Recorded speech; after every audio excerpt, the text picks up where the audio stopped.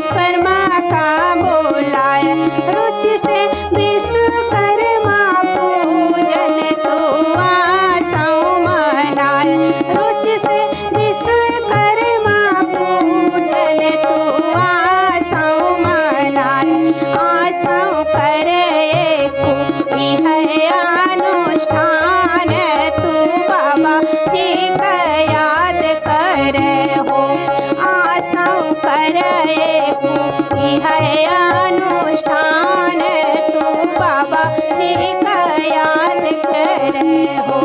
हे जी बाबा विश्वकर्मा के पूजन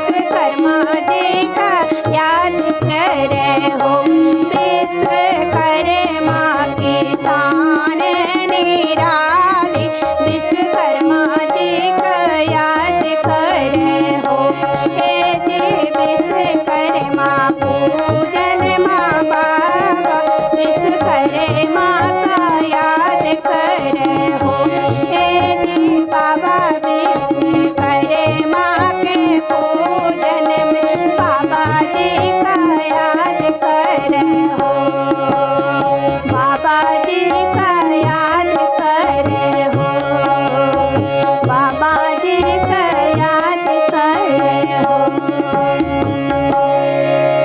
विश्वकर्मा भगवान की जय।